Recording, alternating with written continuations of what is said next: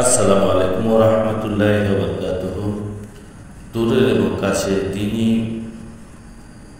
ধর্মপ্রাণ মুসলমান ভাই ও বোনেরা, সবার প্রতি আমার আন্তরিক শুভেচ্ছা ও ধন্যবাদ।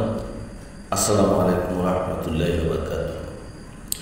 জীবনে ভালো থাকতে চাইলে 6টি কথা মেনে চলুন। সৎ পথে টাকা ইনকাম করতে শিখুন। অতিরিক্ত মায়া ত্যাগ করুন। অতিরিক্ত আশা ছেড়ে দিন। নিজেকে ভালোবাসুন। চিন্তা করা বাদ দিয়ে হাসি খুশি থাকুন। নিজেকে সময় দিন। আবারও বলছি, জীবনে ভালো থাকতে চাইলে 6টি কাজ মেনে চলুন। জীবনে ভালো থাকতে চাইলে 6টি বিষয় মেনে চলুন, 6টি কথা মেনে চলুন।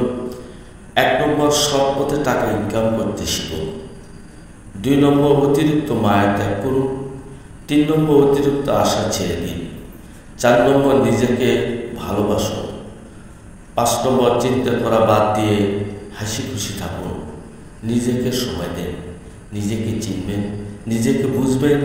নিজেকে যদি নিজে চিনতে পারেন, তাহলে তোমার রবকে তুমি চিনতে পারবে। রবের সাথে তোমার পরিচয় হয়ে যাবে। এই জন্য নিজের প্রতি যেন কোনো বিষয় নিয়ে জুলুম, ব্যভিচার এগুলো যাতে না হয়, এই বিষয় থেকে নিজেকে সতর্ক রাখুন। নিজেকে চলুন, নিজেকে ভাবুন, নিজ সম্বন্ধে গবেষণা করুন। আল্লাহ সুবহানাহু ওয়া তাআলা বলে দিয়েছেন, সানুরিহিম আয়াতিনা ফি আফাকিহি ওয়া ফি আনফুসিহিম। বান্দার জন্য 2টা নিদর্শন আল্লাহ রেখে দিয়েছে। একটা সৃষ্টি জগতের নিদর্শন, আর একটা হলো ফি আনফুসিহিম, তোমার ভিতরে নিদর্শন। এই নিদর্শনগুলো সৃষ্টি জগতের নিদর্শন।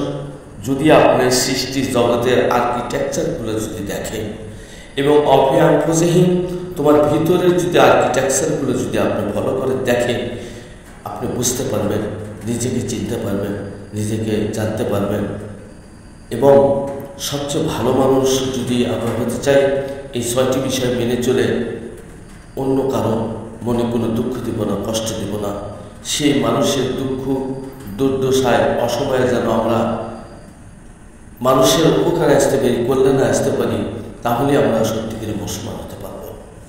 আজকে বর্তমানে আমরা মুসলমানের সভ্যতা, মুসলমানের সব কিছু হেরিয়ে ফেলে দেওয়ার কারণে আমরা আমাদের মুসলিম জাতির অধঃপতন ঘটতেছে। সবার মধ্যে আন্তরিক শুভেচ্ছা ও শ্রদ্ধা রেখে বলছি, আপনি নিজে কিছু শিখুন, নিজে কিছু জানুন, তারপরে অন্যকে শেখান, অন্যকে জানান। যদি আমি নিজেকেই না চিনতে পারি, নিজেকেই না জানতে পারি, তাহলে আমি অন্যকে কীভাবে শেখাবো, কীভাবে জানাবো, কীভাবে বুঝাবো ভাইজান? তাই দয়া করে সবাই নিজেকে যে ভাবেন, নিজেকে চিনেন, সৎ পথে টাকা ইনকাম করুন, অতিরিক্ত মায়া ত্যাগ করুন, অতিরিক্ত আশা ছেড়ে দিন। নিজেকে যদি আপনি অতিরিক্ত আশা ছেড়ে না দেন, তাহলে আপনি কেন বললেন আলহামদুলিল্লাহ, শুকরিয়া কেমন আদায় করছি, কেন আদায় করলাম? আমরা যদি সত্যিকারের শুকরিয়া, সবুর আমার মধ্যে না থাকে, ধৈর্য আমার মধ্যে না থাকে, তাহলে সেখানে আল্লাহর প্রশংসা হয় না ভাইজান।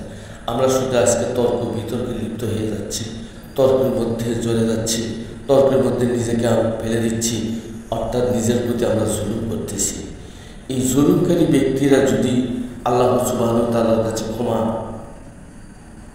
চাইতে চান, ক্ষমা পাইতে চান, তাহলে আল্লাহ দেওয়া রসুলের দরবারে এসে আমরা সেই মোতাবেক নিজেকে চিনে, নিজেকে ভালোবাসিয়ে, এবং আল্লাহ সুবহানাহু ওয়া তাআলা বলেছেন যে কুনতু কানজুম মাখফিয়া, আমি নিজেকে চেনার জন্যই, নিজেকে ভালোবাসিয়া জগৎ সৃষ্টি করেছি। সে আল্লাহ সুবহানাহু ওয়া তাআলা আমাদের দয়াবান, মেহেরবান। আল্লাহ আমাদের জন্য কত দয়া করে, কিন্তু আমরা সেই দয়ার থেকে আজ কত দূরে ফারেকে চলে গেছি। আমরা সেই বিষয়গুলো হেরে ফেলছি। আমাদের পরকালে যাইতে হবে, পরকালে আবার জিন্দা হবে। আল্লাহ সুবহানাহু ওয়া তাআলা আমাদেরকে মৃত্যুর থেকে সৃষ্টি করেছে এবং জিন্দা করেছে, সৃষ্টি করেছে, হায়াত দিয়েছে মৃত্যুর থেকে। আবার আল্লাহ মৃত্যু দেবেন, আবার কিন্তু একদিন আমাদের জিন্দা হবে। তারপর আমরা আল্লাহর কাছে প্রতিবদ্ধ ধরব। এই কথাটাই বলেছে আল্লাহ, কাইফা তাকফুরুনা বিল্লাহি, তোমরা আল্লাহর রজ্জু সমূহকে কীভাবে অস্বীকার করো? তোমরা মৃত্যুকে কীভাবে অস্বীকার করো? কুনতুম আমাতা, তুমি তো ছিলে মৃত্যু। সুম্মা ইউমিতুকুম, এরপর তোমাকে দেওয়া হবে মৃত্যু। এর আগে তোমাকে বলা হয়েছে সুম্মা ইহইকুম, তোমাকে জিন্দা করা হবে, আবার তোমাকে মৃত্যু দেওয়া হবে। একটা মানুষের মৃত্যু দুইবার, জিন্দাও দুইবার।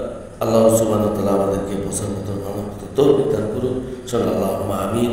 ওয়া আখিরি দানা আলহামদুলিল্লাহি রাব্বিল আলামিন। আসসালামু আলাইকুম ওয়া রাহমাতুল্লাহি ওয়া বারাকাতুহু।